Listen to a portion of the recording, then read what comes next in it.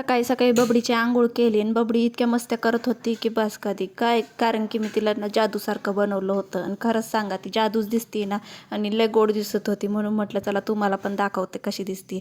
मग काय नंतर ठरवलं, म्हटलं तिचे फोटोशूट नाही केलेलं कधी, किती दिवस झाले. मग तिला मस्त प्रिन्सेस बनवलं, टोप वगैरे घालून. तिच्या बड्डेचा टोप आहे बरं का तो. आणि म्हटलं चला आपलं पण थोडंसं तोंड तुम्हाला दाखवून घेऊ, थोडंसं दर्शन करून घ्यावं माझं पण. मग काय पप्पाला आज सुट्टी होती. पप्पाच्या आणि तिच्या छानपैकी मस्त चालू होत्या. पप्पा काय व्हिडिओमध्ये यायला तयार नव्हते, म्हणे मला घेऊ नको, मी मोबाईल बघतोय म्हणून. लोक नावं ठेवतील ना सारखा मोबाईल बघतो म्हणून. मग काय बबडी थोडीशी बसली होती. नंतर वेगळे कपडे घातले आणि तिची मस्त चालू होत्या. मग तीच मला स्वतःहून बोलली बरं का, म्हणे माझी व्हिडिओ काढ. मजाक केली हो. मग म्हटलं चला छोटीशी भूक लागलेली आहे तर काहीतरी चटपटीत बनवून घेऊ.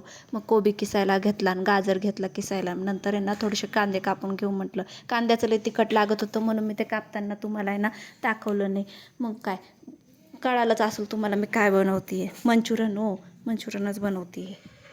अजून त्यामध्ये मी खूप काही काही मिक्स केलं होतं, पण ते ना शूट नाही करू शकले, कारण का बबडी ना सारखी माझ्या अवतीभोवतीच फिरत होती आणि मला खायला दे म्हणत होती, म्हणून मी नाही बनवलं. आणि हे बघा मग मस्तपैकी गोल गोल गुलाबजाम सारखे मी मंचुरियन करून घेतले आणि ते मस्त आहे ना तेलामध्ये फ्राय करून टाकले. असं वाटत होतं कधी खाऊन कधी नाही. त्याच्यामुळं तुम्ही बघू शकताय ना, माझी बबडी सारखी माझ्या मागं पुढं फिरत होती का मला घे मला घे, म्हणून मी ना व्हिडिओ नाही शूट कर शकले रेसिपीचा. मग काय घेतले तळून. आणि हे बघा बबडीचे पप्पा कसे तुटून पडले त्या मंचुरियनवरती.